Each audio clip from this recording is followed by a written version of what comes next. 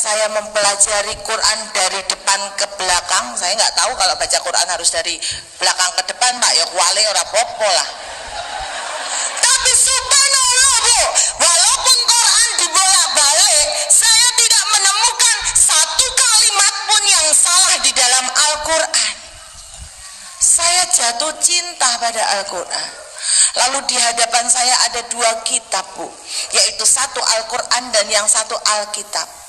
33 tahun saya menjadi orang Nasrani, saya belum pernah meneliti isi dari Injil.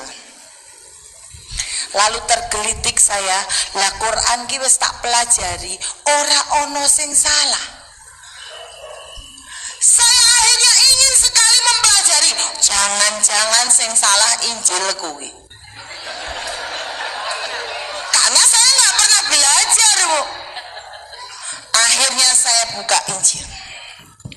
Ketika saya membuka Injil, saya kaget luar biasa. Karena apa? Saya mendapati sebuah ayat di dalam Injil, di dalam Imamat 11 tertulis, haram bagimu makan babi dan binatang berkuku belah lain, bahkan bangkainya pun jangan kamu sentuh.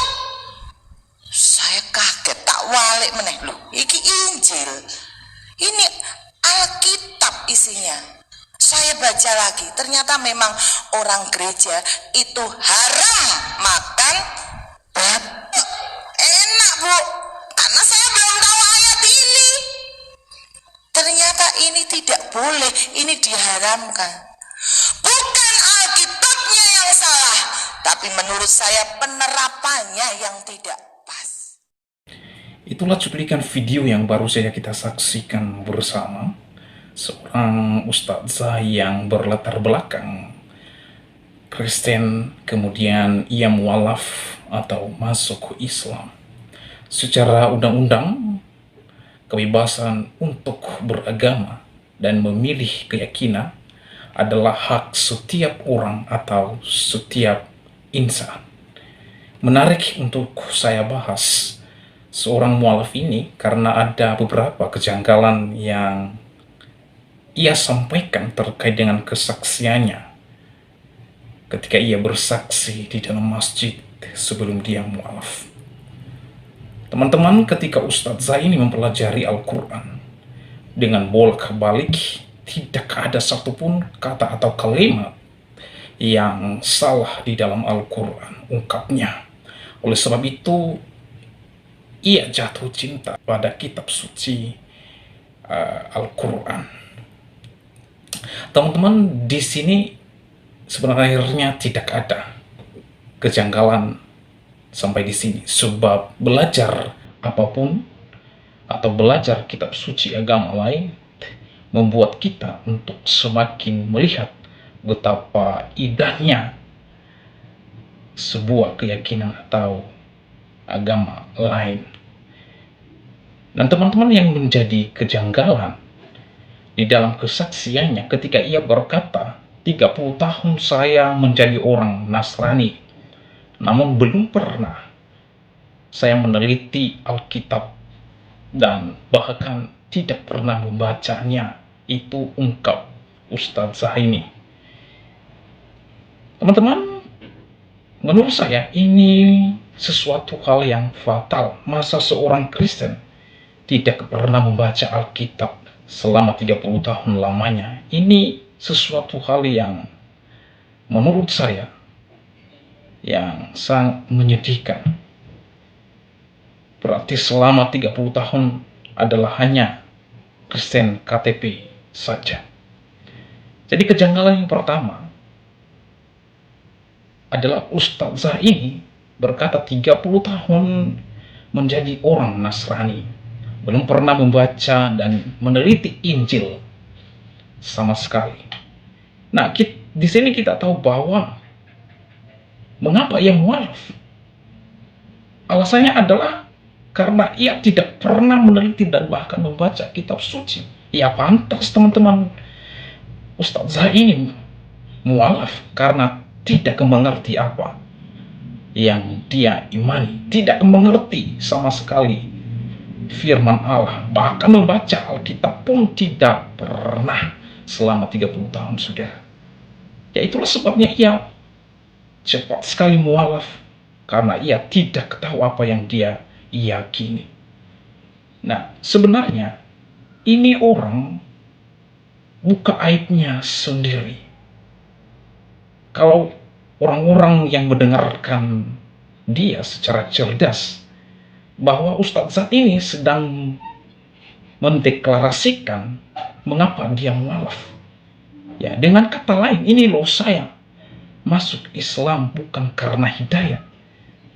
Saya masuk agama Islam karena saya tidak pernah membaca dan meneliti Alkitab, sehingga saya tidak mengerti apa yang saya alami. Namun ketika membaca Al-Quran, lalu saya menemukan di sana sesuatu hal yang baik, makanya saya berpikir, oh ternyata kitab suci Al-Quran adalah kitab suci yang benar. Sebenarnya ia sedang mendeklarasikan kebodohannya terhadap keyakinan sebelumnya, bahwa ia tidak pernah membaca Alkitab. Itulah sebabnya ia mualaf. Ya, teman-teman, namun sangat disayangkan, tidak ada orang atau seorang pun yang mendengarkan kesaksian itu cerdas atau kritis terhadap kesaksiannya. Dan ini adalah sesuatu hal yang tidak elok, tidak baik. Orang ini yang menjadikan agama lamanya sebagai penghasilannya di dalam masjid-masjid. Ibu ini saya lihat sering dia bahas-bahas kekristenan dan Alkitab di dalam masjid. Sebenarnya ia sedang mencari makan dan menipu semua orang yang mendengarkan dia. Kejanggalan yang kedua adalah ketika Ustadz ini membaca Injil, maka ia kaget. Ia mendapatkan sebuah ayat dalam Injil di dalam Imamat 11 terkait dengan makan babi dan berkuku belah, bahkan bangkainya pun jangan kamu sentuh, haram, kata Ustadz ini. Nah teman-teman, pernyataan Ustazah ini di sisi lain, ia membaca Injil, tapi yang dibaca adalah kitab Imamat 11. Jadi pertanyaan saya adalah, apakah perjanjian lama termasuk kitab suci Imamat yang Ustadz ini klaim adalah Injil? Teman-teman, dalam teologi Kristen, perjanjian lama memang adalah kitab suci orang Kristen, dan perjanjian lama itu memuat terkait dengan nubuatan tentang Yesus Kristus.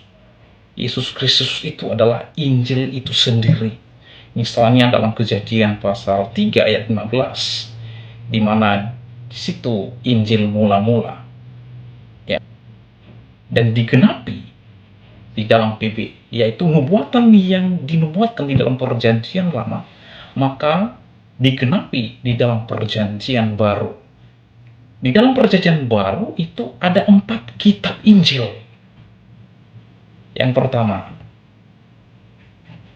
adalah Matius, Markus, Lukas, dan Yohanes. Keempat kitab ini membicarakan tentang Yesus Kristus, yaitu Injil.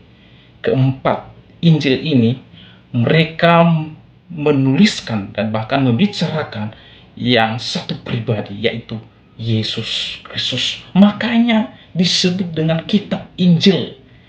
Mengapa disebut keempat kitab ini sebagai kitab Injil? Menceritakan dan mendeskripsikan, bahkan menjelaskan tentang Yesus Kristus. Ya. Itu sebabnya disebut dengan kitab Injil. Nah, sekali lagi, Injil itu dalam perjanjian baru ada 4 kitab, yaitu yang pertama Matius, Markus, Lukas dan Yohanes. Itu kitab Injil, Ibu Ustazah. Jangan campur aduk iman kekristenan. Kalau Anda tidak paham iman kekristenan, untuk apa Anda bahas-bahas?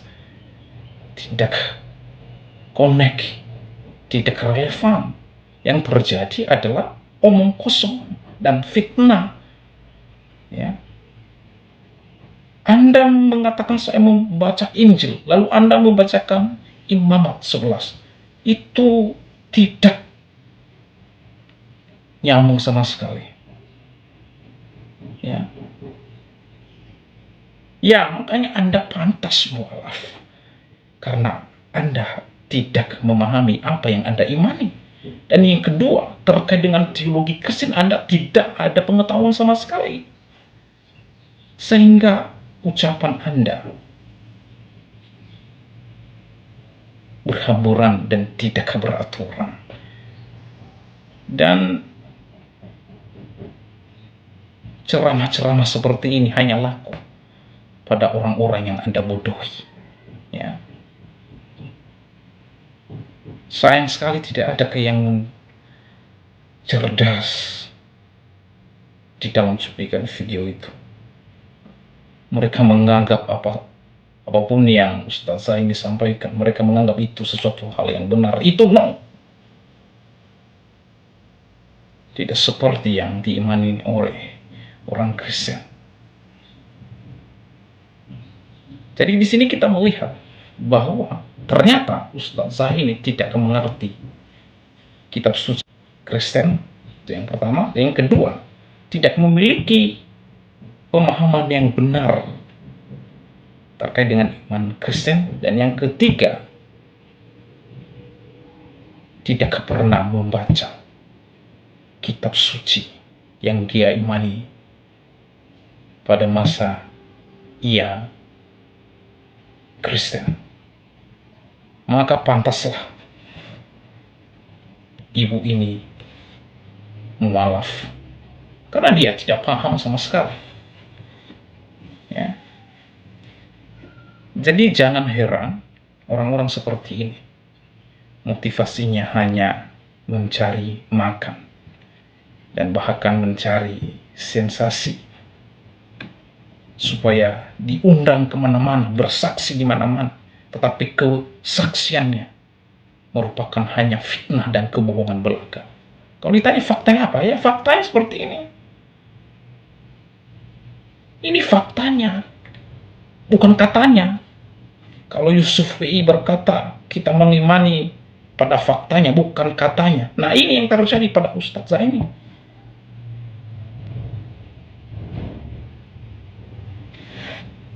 Ya tebar kebohongan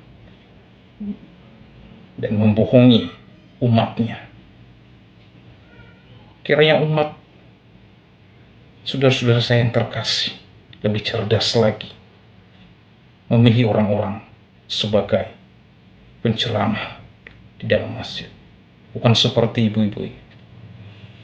Tuhan Yesus memberkati.